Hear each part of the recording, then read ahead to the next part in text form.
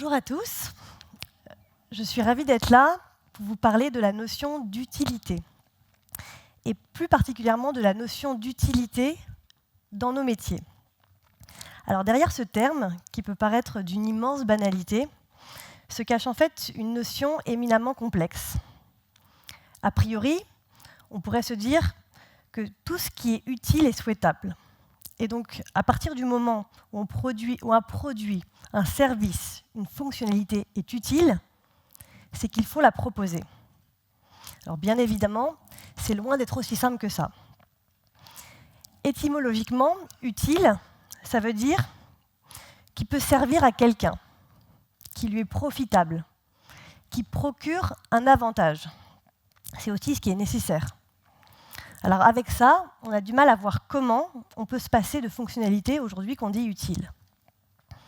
Alors commençons peut-être par quelques exemples, en évoquant l'utilité d'un produit numérique, et plus particulièrement dans ceux que nous utilisons au quotidien. Alors WhatsApp, Google Maps, Amazon, il y en a plein d'autres, sûrement que vous utilisez.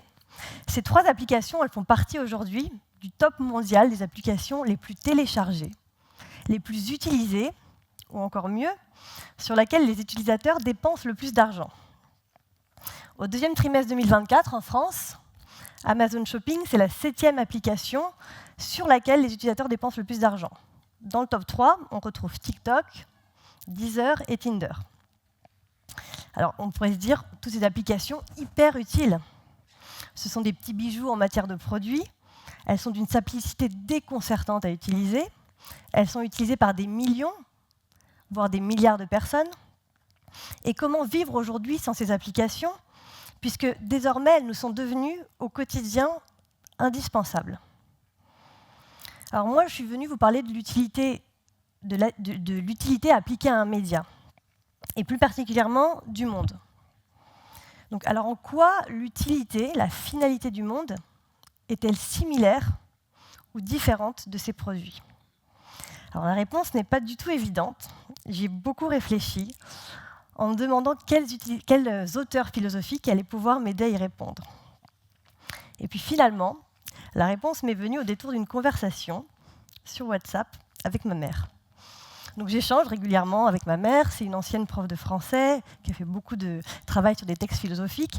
Et je lui ai dit il y a quelques semaines, j'ai une conférence dans quelques semaines sur l'utilité, si tu as quelques auteurs à me conseiller, ce serait super. Elle, toujours très enthousiaste, me dit avec plaisir, je vais te trouver ça. Elle me dit envoie-moi le contexte, donc je lui envoie le mail que Laure m'a envoyé.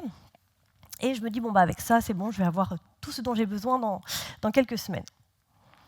Puis 15 minutes plus tard, je reçois 1, 2, 3, 10 messages. Je me dis super, ça y est, j'ai tout ce qu'il faut, je vais pouvoir commencer.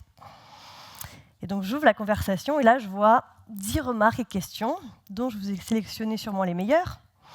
Elle commence par « Je n'ai rien compris, c'est quoi le product management, c'est quoi le product design ?» Je me suis dit, c'est pas aujourd'hui que je vais lui répondre. Elle m'a dit « Mais tu es payé pour faire cette conférence ?»«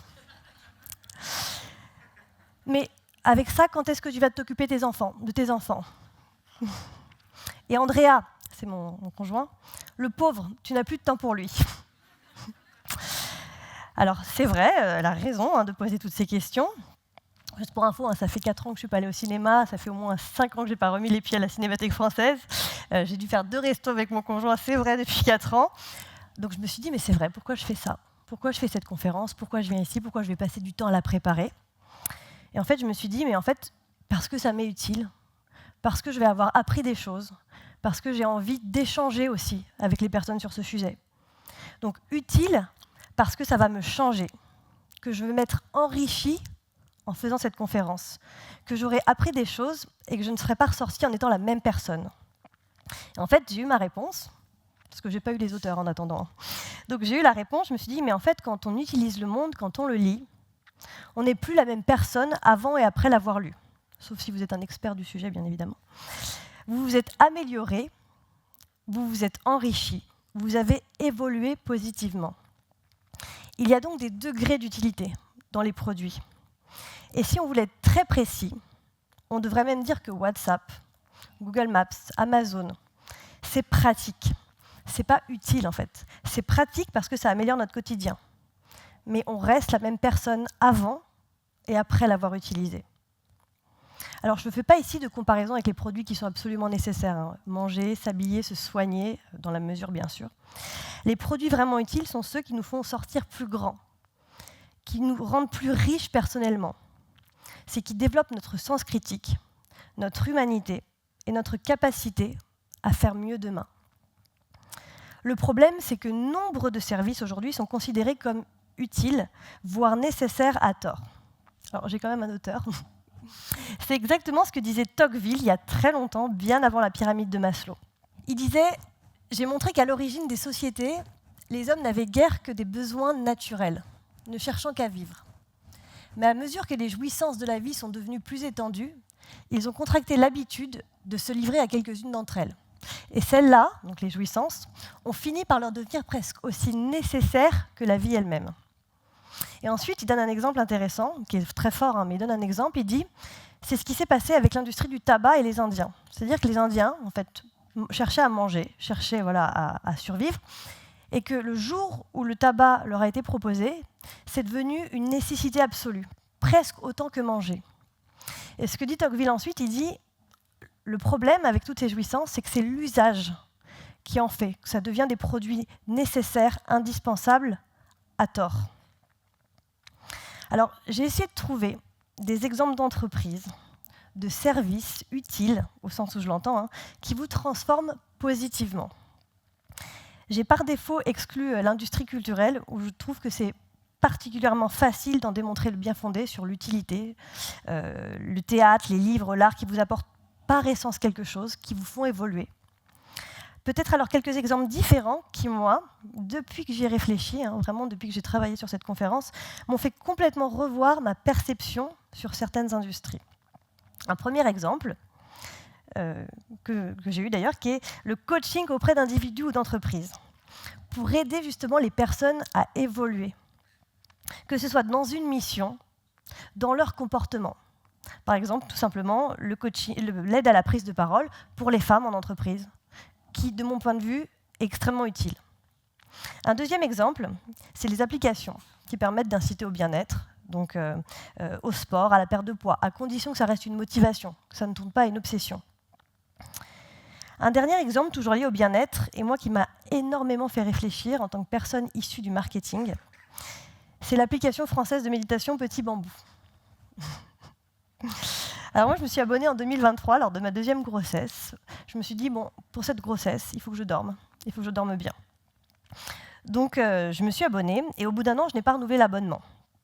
Alors, non pas parce que je trouvais mon abonnement inutile, au contraire, je pense que ça fait longtemps qu'une application ne m'avait pas autant aidée à m'apaiser, à mieux dormir. J'avais tout simplement plus le temps d'utiliser.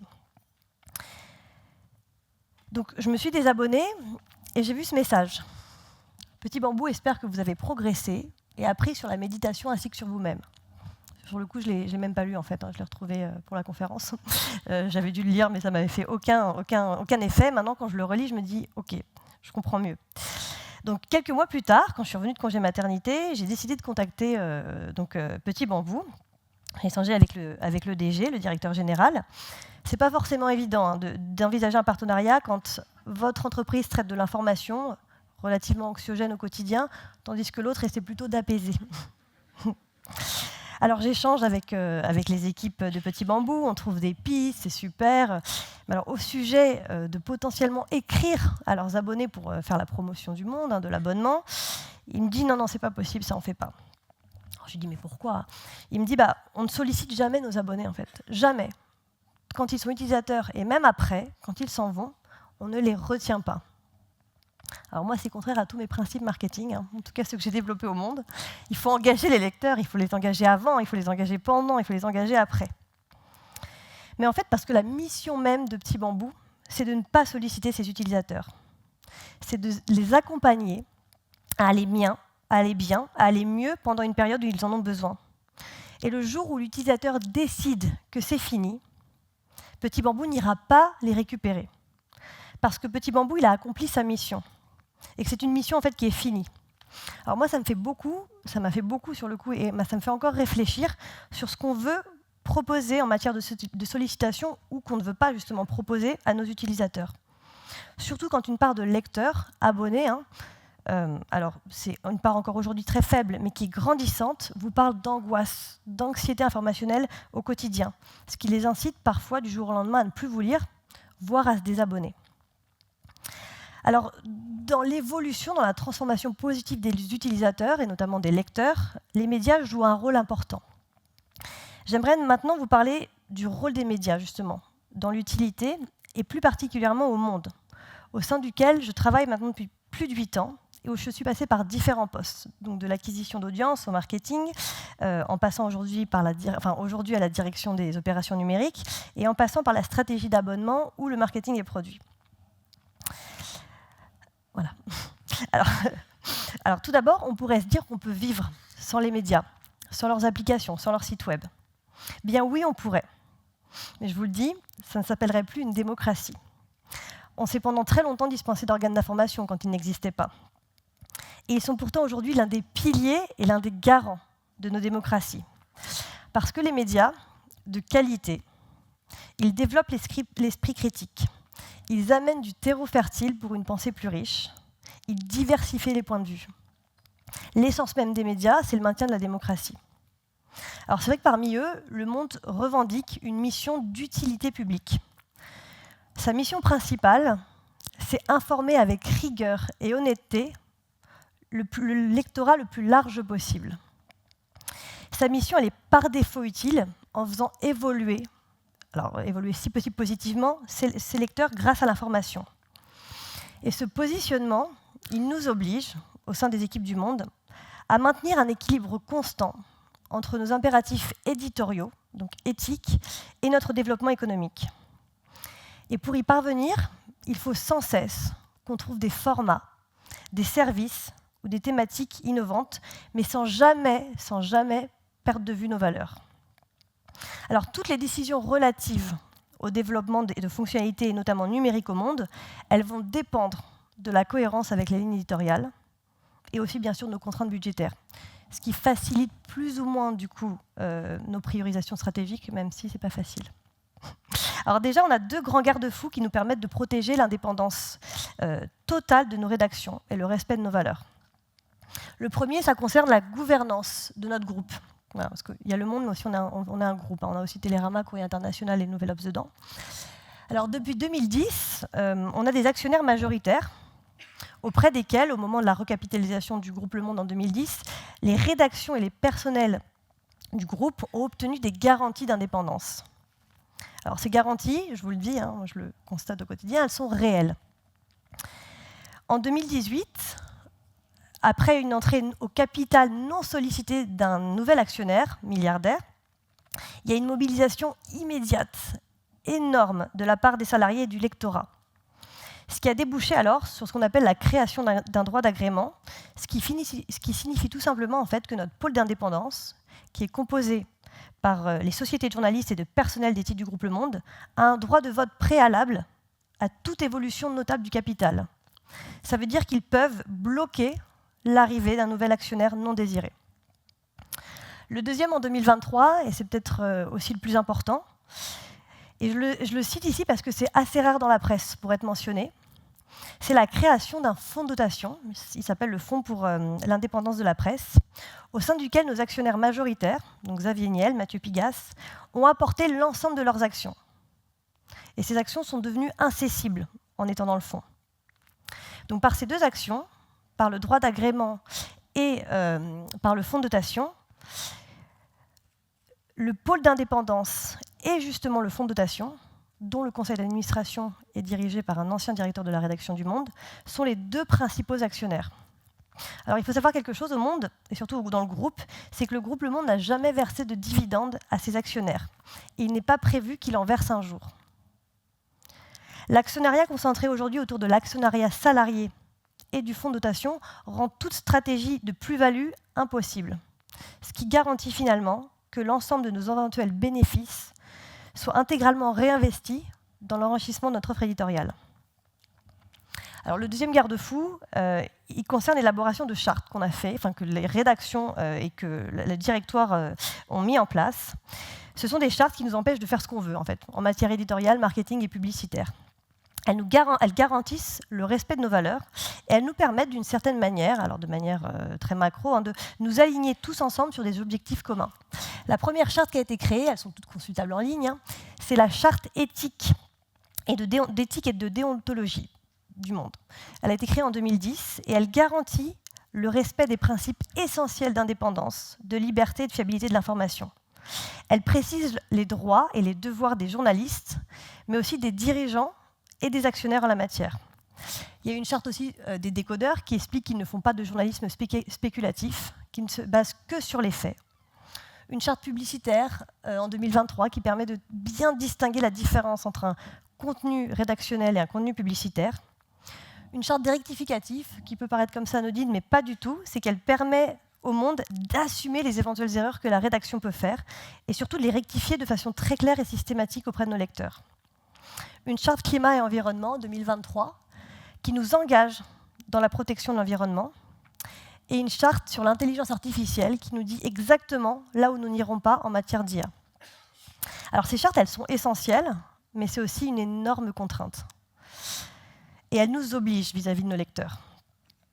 Alors, même si elles sont assez courantes dans les médias, et surtout traditionnelles, elles ne le sont pas chez tous les autres. Un exemple assez récent, sur l'IA, lorsqu'un média, un pure player, a utilisé les voix de ces journalistes justement pour les synthétiser pour de l'audio, sans leur en parler, il y a eu un énorme émoi. Et au-delà de l'émoi, les journalistes ont bien évidemment demandé la mise en place d'une charte sur l'IA, ce qui a été refusé par la direction, malgré la mise en pause de l'expérimentation. Donc au monde, je dirais que l'utilité en fait, de notre produit repose sur 3 principes fondamentaux. Le premier, c'est la constance dans la mission. La constance dans la mission d'entreprise. L'objectif d'informer le lecteur avec rigueur reste le cap. Et plus on est constant, plus on est cohérent dans cette mission, plus on a des chances d'être suivi par nos utilisateurs. Le deuxième, c'est toujours se poser la question de jusqu'où on doit et jusqu'où on veut aller économiquement. Et le troisième, c'est pour qu'une entreprise fasse mieux demain, alors notamment aussi sur des questions de numérique responsable, ce n'est pas seulement vos utilisateurs qu'il faut faire évoluer, mais l'ensemble de votre collectif. Alors, dans la constance sur la mission, je vais vous donner ici 2 exemples de comment le monde est allé toucher de nouveaux lectorats, mais toujours avec la même finalité, avec la même constance dans sa mission, informer un lecteur rigoureusement et précisément. Donc le premier, c'est d'avoir fait très très tôt, il y a très longtemps, le pari éditorial et marketing d'investir massivement éditorialement sur les réseaux sociaux. Alors avec non pas le premier objectif d'aller faire de l'audience pour faire de l'audience, mais bien pour aller parler à des publics jeunes, qu'on n'avait pas l'habitude de toucher forcément avec nos autres formats, sur des plateformes où règne le chaos des fausses nouvelles. Et pourquoi ça a marché? Parce qu'il y a eu une double exigence. La première, c'était d'adopter le ton et les codes de ces plateformes.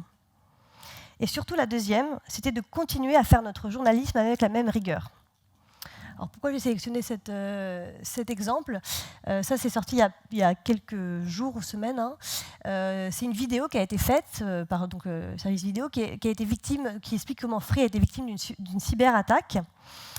Et donc la vidéo est hyper intéressante parce qu'elle explique, en fait, la journaliste explique qu'elle a été victime, qu'elle fait partie des victimes, en fait, et quelles sont les démarches qu'il va falloir faire. Elle revient vraiment sur toutes les données qui ont été prises, dont on ne sait pas, donc c'est vraiment embêtant. Et elle ponctue toutes ces fins de phrases par flemme.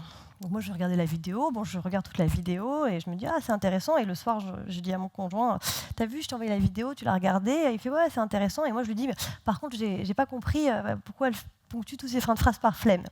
Et lui, avec tout son bon sens, il me dit « Mais parce qu'en fait, Lou, t'es tout simplement pas le public cible ». Je dis « C'est vrai, t'as raison.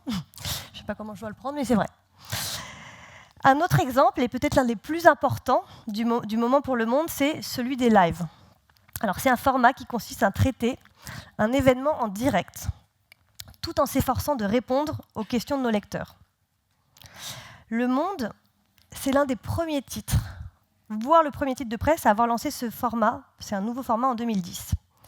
C'est né dans la foulée des révolutions arabes, de la catastrophe de Fukushima en 2011 et de l'affaire Mohamed Merah. C'est un nouveau genre journalistique qui avait pour objectif de venir concurrencer le flot des chaînes d'information en continu, mais avec un objectif très difficile. Informer les lecteurs en temps réel, avec des informations vérifiées et recoupées, et en répondant directement à leurs questions. Alors, l'un des lives les plus illustres, c'est celui qu'il y a eu avec les attentats de Charlie Hebdo en 2015. C'est un live extrêmement intense. Il y a plus de 40 journalistes qui vont se succéder pendant 125 heures pour alimenter le fil. 125 heures aujourd'hui, c'est pas beaucoup quand on voit qu'on fait des lives sur l'Ukraine, par exemple, non-stop depuis le début du conflit. C'est impossible donc de trier. On reçoit 50 000 commentaires et questions en 5 jours. Et c'est impossible pour les journalistes de trier les commentaires, de répondre aux questions, de les contextualiser. Mais c'est pourtant l'ambition affichée des lives, au risque parfois d'être moins rapide que la concurrence, parce qu'il y a un souci constant de la vérification. Par exemple, une question insoluble d'un des lecteurs pendant le live, c'est « Est-ce que Amédi Koulibaly portait une caméra GoPro lors de la prise d'otage ?» Alors la rubrique justice, elle va prendre le temps d'aller solliciter le parquet de Paris pour avoir la réponse. Et donc la réponse est oui, Amédi Koulibaly portait bien une GoPro, d'ailleurs du même type que celle utilisée par Mohamed Merah, ce qui donne une dimension vraiment tout autre à la prise d'otage. Alors de nombreux internautes ont fait savoir combien ils appréciaient cette approche du journaliste qui prenait le temps de l'exactitude. Alors le live est devenu aujourd'hui un format extrêmement suivi. Cet été, on a eu des pics à plus de 30% de notre trafic. C'était en moyenne 25% cet été. C'est 50 millions de visites à peu près. Donc c'est énorme. Et pendant des années, le développement de ce format, qui est aujourd'hui 100% gratuit, ça veut dire que vous n'avez pas besoin d'être abonné pour le consulter, il s'est uniquement concentré sur comment améliorer notre capacité d'information en temps réel et de pouvoir répondre à un maximum de nos lecteurs. Ce n'est que très récemment qu'on s'est posé la question de comment mieux exposer nos contenus payants et donc notre modèle économique à ces lecteurs. D'ailleurs, le dernier hackathon qui a eu lieu chez nous, qui a eu lieu tous les 2 ans, le mois dernier, c'est lors de ce hackathon qu'un projet particulièrement ambitieux d'optimisation du live a gagné le premier prix. Alors pour nous, au Monde, c'est cela même l'utilité d'un développement, c'est de pouvoir innover, mais en proposant une nouvelle fonctionnalité qui aide à faire évoluer positivement nos lecteurs, à les informer, en respectant nos valeurs éditoriales et en maîtrisant nos coûts. Alors la maîtrise des coûts, c'est en effet un sujet crucial pour toute entreprise. Et cette fois, si on se place d'un point de vue purement économique, se pose toujours la question de jusqu'où on est prêt à aller dans nos développements. Alors l'idée n'est pas de se censurer, au contraire, l'objectif d'une entreprise privée, c'est de ramener de l'argent, il faut être lucide, mais la réponse sera toujours la même. On cherche à concilier la volonté de découvrir de nouveaux territoires, tout en veillant à protéger notre identité, l'exigence de nos contenus. Alors, un premier exemple qui illustre bien notre stratégie de développement économique, c'est qu'en mars 2024, on a signé un accord avec OpenAI, le premier entre un média français et cet acteur. Alors, cet accord, il permet notamment à la société OpenAI de s'appuyer sur l'ensemble de nos contenus pour établir et fiabiliser les réponses de son outil ChatGPT. En contrepartie, le Monde bénéficie d'une source significative de revenus supplémentaires.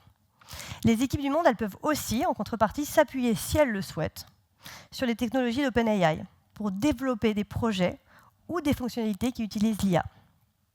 Alors là où je veux insister, c'est que ce contrat, il a été signé comme tous les autres, avec la garantie maintenue d'une indépendance totale de la rédaction.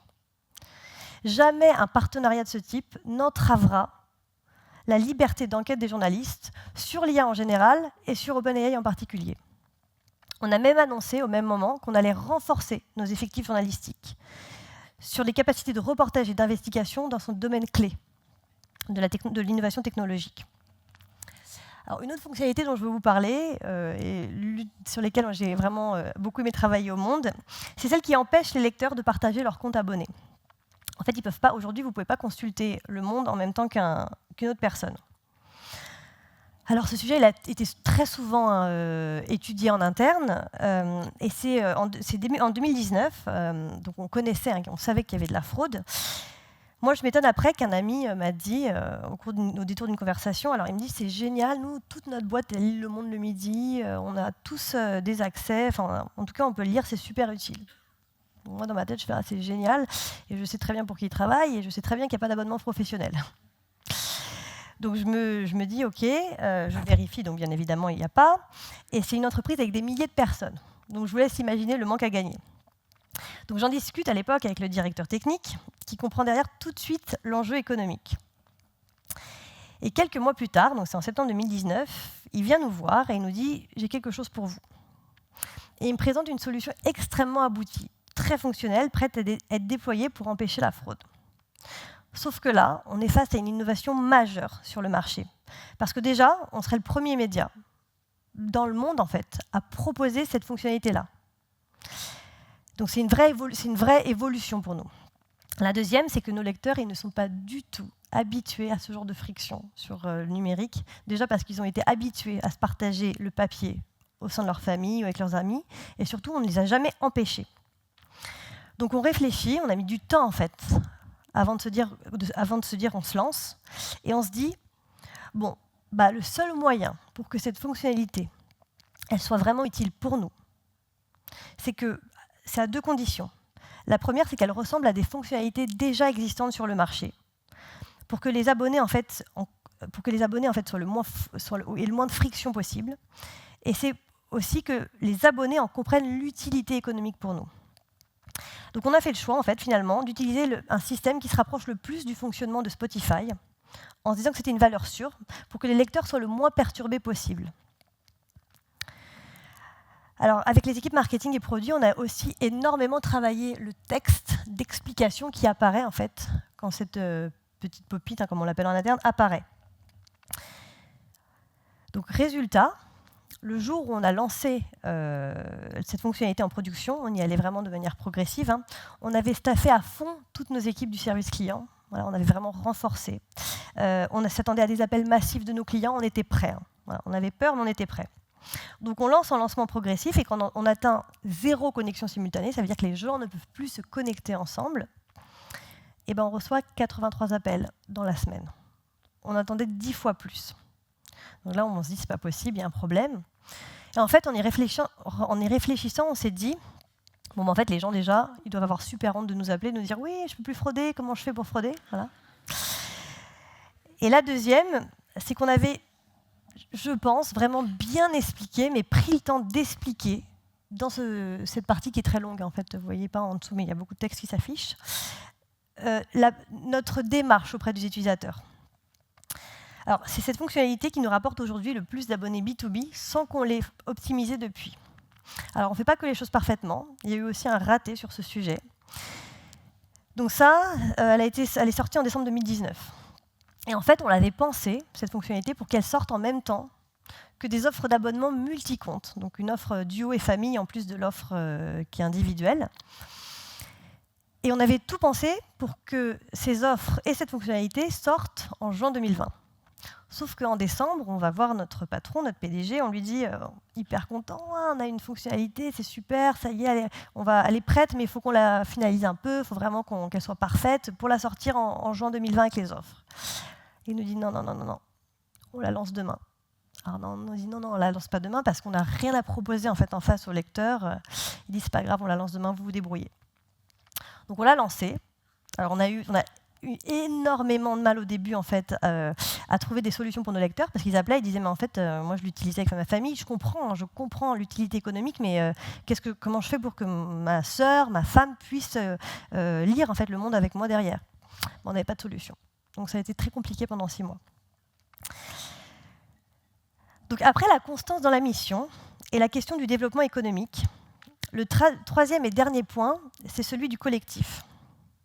Pour qu'une entreprise et notamment ses salariés fassent mieux demain, il faut faire évoluer positivement le contexte de travail, son environnement. Et il faut être collectivement convaincu de l'utilité du produit, mais aussi dans sa société, et donc donner du sens à ce collectif. C'est d'autant plus le cas aujourd'hui avec les problématiques autour du numérique responsable. Alors depuis septembre, notre pôle RSE, qui a environ à peu près 2 ans et qui est extrêmement actif, a mis en place un cycle de conférences pour les équipes numériques du monde sur le numérique responsable. C'est une démarche qui s'inscrit globalement dans la trajectoire de réduction de l'empreinte carbone du monde. Alors les différentes interventions étaient très marquantes. Moi, je crois que je n'ai jamais appris sur le sujet en quelques semaines. On a eu une intervention de l'ADEME, de l'Agence pour la transition écologique. On a eu aussi une intervention du collectif Green IT, qui est venu nous parler de la mise en place prochaine d'un éco-score sur les sites Internet. Et c'est la troisième intervention qui résonne encore particulièrement ici. C'était la direction interministérielle du numérique qui est venue nous parler du numérique responsable, et notamment du design, et qui a dit deux choses. Il a dit déjà que c'était le devoir de la société dans son ensemble de créer des produits numériques responsables. Donc vous, donc moi. Et qu'il fallait aussi créer des services dont les gens ont réellement besoin, qui sont utiles, et non pas dont l'entreprise a besoin, tout en limitant les effets de ces services numériques sur nos vies, sur la société et les écosystèmes. Alors en fait, c'est crucial de savoir ça. Ça paraît être de bon sens, mais c'est crucial de le savoir pour faire mieux demain. Parce que si vous n'êtes pas formé vous-même, et je m'inclus dedans, ou que vous ne formez pas vos équipes et que vous n'en faites pas un cap clair, pas forcément stratégique, mais clair au sein de votre entreprise, ça sera très difficile d'être efficace. Parce que la formation des salariés, c'est l'équivalent de proposer un produit utile à vos utilisateurs.